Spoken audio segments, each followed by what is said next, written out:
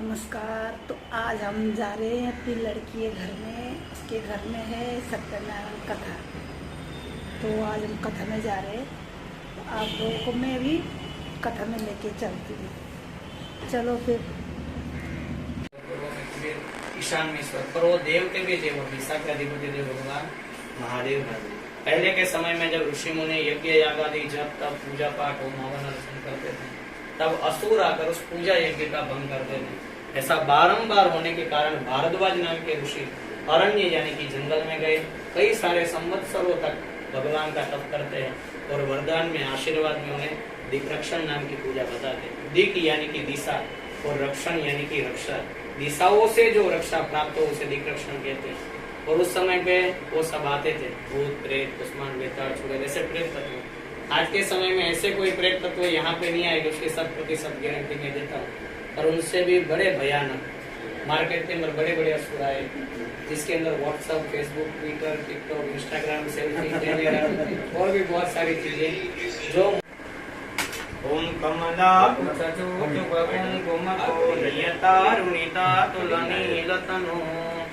कमलाय चलोचन लोकपते विजयी भव वेंकटशैलपते सचतु। कलश थोड़ा घुमाइए तो अच्छा रहेगा। ये भी ऐसे लीजिए ना, आप पकड़िए, खाली वाला करें ना वैसे, खाली वाला लगाए कलश घुमाइए ना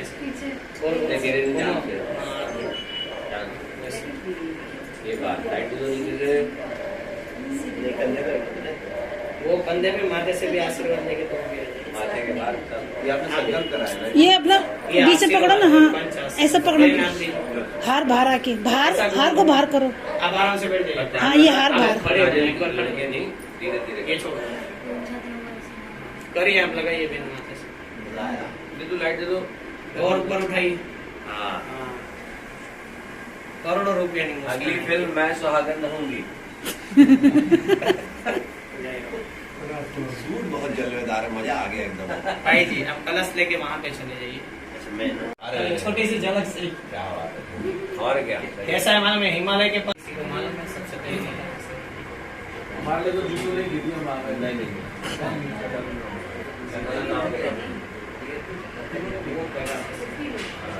तो यहाँ पे एकदम सरल कर देते हैं, जिससे आगे और समझने के लिए मजा आए। जैसे सूत जी है, वो एक टीचर है। शौनक आदि जो 88,000 ऋषि, पहले ही सत्र में 88,000 स्टूडेंट है और नैमिषारण्य नाम का स्कूल या क्लास है। ये समझ लेते हैं, ये संवाद चलेगा गुरु और शिष्य के बीच में। तो पात्र सारे आते जाते हैं, है ना। तो यहाँ पे प्रश्न करने वाला कि गुरु सबसे पहले भगवान की पूजा किसने की बताइए, जिससे हमारे श्रद्धा है। तो अति पवित्र नगरी जिसका नाम है काशी नगरी। काशी नगरी में चावल का बोनी लेके जाओ और एक मूर्ति के पास एक दाना रखो, खाली एक दाना। चावल का बोनी खाली हो जाएगा। और शिवालय, शिव जी के मंदिर और शिव जी की मूर्ति कोई कारण ने बहुत नुकसान किया, अलग बात है। पर इतने शिव जी के वहाँ पर हर जगह पे जो जमीन को तो वहाँ से शिव जी के निकलने वाली और निकली भी। अभी आप देखिए हर जगह पे, आप यहाँ से दुनिया का कोई भी छेड़ा ढूंढो, पहले दो पंथ थे, शैव और वैष्णव। वैष्णव के भगवान ने सबको सब कुछ दे दिया, तो ये पावन भगवान को बात की है। जब जीवन में दुख हो तो भगवान के सानिध्य में उनके उनकर ही बैठे हैं, और जीवन में थोड़ा सा सुख है तो भगवान से दूर होने लगता है। तो दुख में सुमिरन सब करे, सुख में करे न कोई, सुख में सुमिरन करे तो दुख कहाँ से कोई। तो बोले मेरे पास सब कुछ है पर संतान नहीं, इसलिए मैं भगवान की पूजा करने के लिए मेरे पास संतति। अच्छा यह पूजा करने से संतान की प्राप्ति होती है, तो मैं भी करूँगा। पूरा व्रत विधान जाना, उनका पत्नी मिला होती थी, भगवान का संकल्प मेरे वहाँ पे संतान की प्राप्ति हुई। एक राजा है, इतना बड़ा है, पर पहले भगवान की पूजा करते। ये साधु बनी गए, इन्होंने ऐसा कहा कि मेरे वहाँ पे जब संतान होगा तब मैं आपकी पूजा करूँगा। फिर भी भगवान दयालु, उनका पत्नी बहुत दान धर्म व्रत तब जब करने वाले थे। इनके पुण्य योग स्वरूप से 9 मास पूर्ण होते ही उनके यहाँ पे सुंदर कन्या का जन्म हुआ, जो चंद्र के कला के जैसे खिल रही थी, इसलिए उनका नाम रखने चंद्रकला। बेटी धीरे धीरे बड़ी होने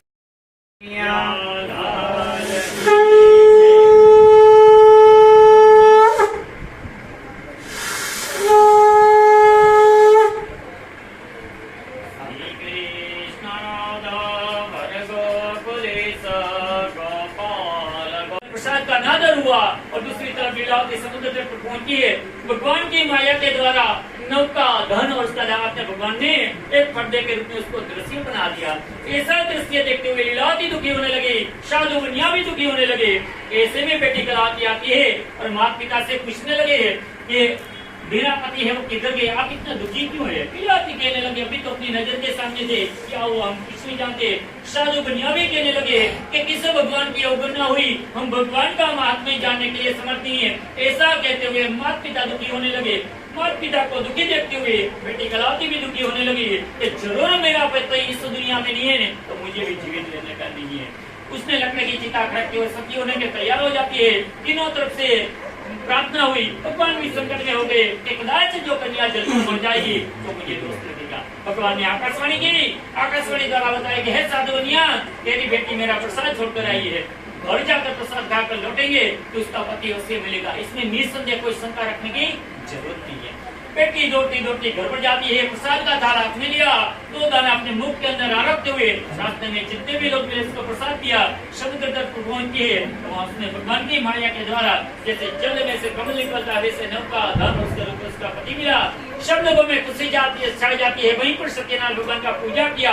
बेटी कलावती ने सबको प्रसाद दिया और कहने लगे पिताजी अब जल्दी जल्दी घर चलो और किसी देव की अवगणना ना होए और अपने को ज्यादा मुश्किल ना है। बेटी की बात मानते हुए साधु बनिया का परिवार अपने घर पर जाते हैं और साधु बनिया का परिवार का जितना भी आयुष्य तत्काल सुखी रहने के बाद आत्मे साधु बनिया परिवार को भी मोक्ष की प्राप्ति हुई। स्कंद पुराणे रेवाखंडे श्री सत्यनारायण भगवान व्रत कथायाम चतुर्दशीय संपूर्ण बोलिए श्री सत्यनारायण भगवान की जय, श्री भाग्य बिहारी लाल की जय, कृष्ण कन्हैया लाल की जय, द्वारिकाधीश की जय।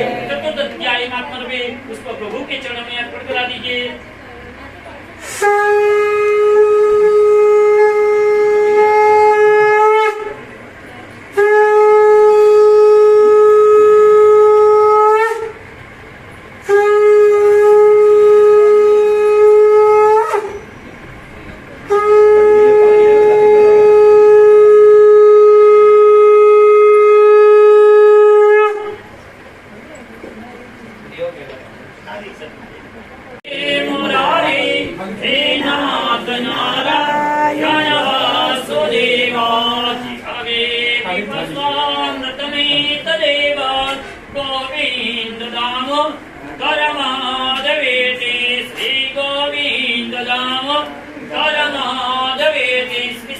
भगवान व्रत कथायाम 5वां लास्ट अध्याय श्री सुजीवाचा हे सुनियो।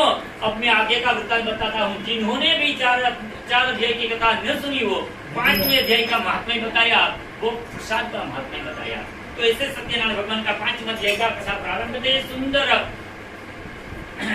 अगाऊ के जमाने में एक कुंभजवज नाम का राजा था। वो राजा जितेंद्रिय और देवस्थानों में जाता है, गरीबों को धन देकर उसका कष्ट दूर करता है। राजा बहुत बड़ा राजा हुआ, चक्रवर्ती राजा बना। राजा को 4 प्रकार से मोह हुआ, सत्ता, स्वरूप, संतति और संतान। हर देवस्थान में जाने वाला राजा संगत के मुताबिक जंगल में जाने लगा, मूंगा प्राणी को मारने लगा। एक समय की बात है, राजा बहुत दूर तक चले गए, लेकिन पुत्र को आरसी चिरवा कर देते हैं। लेकिन जब पुत्र को चिरन तो इसलिए आंख में से दर आंसू पड़ने लगे। आंसू पड़ते हैं ना, तब वो महात्मा बोले कि आप किसी को दान दक्षिणा देते हैं लोग तो हंसते मुख से देना चाहिए।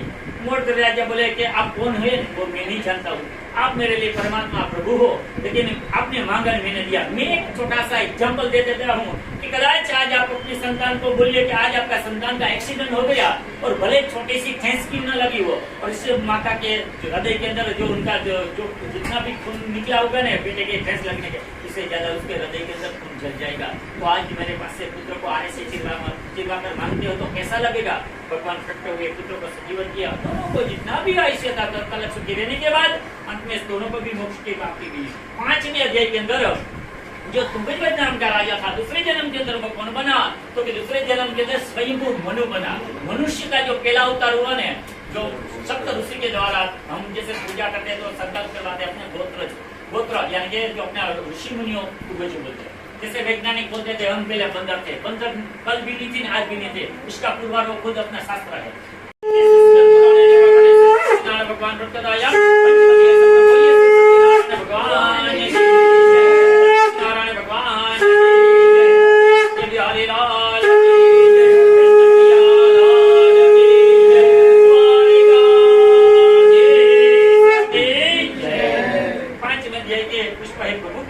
जल अर्पण करते हैं। भोग लगा लेना। 5 मिनट हमारे घर में एक फ्रेम में 5 ये एक ऐसा होता है कि यहाँ के लिए बहुत बड़ी बात है। यहाँ गाँव की जो बात होती है ना, ओम जय जगदीश हरे, जो जावे बल आवे, दुख विनसे मन का, स्वामी दुख विनसे मन का, सुख संपत्ति कर आवे, सुख संपत्ति कर आवे, ओम जय जगदीश हरे, हाथ के हाथ मेरे शरण प्रभु में विसरी।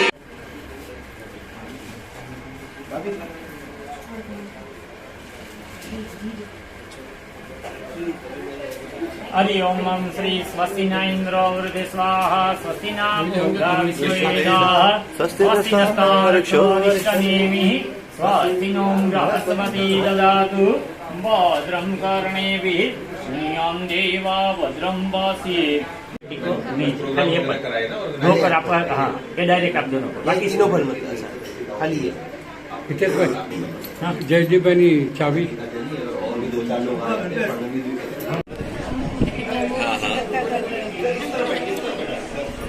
बहुत अच्छी शानदार पूजा रही, अद्भुत।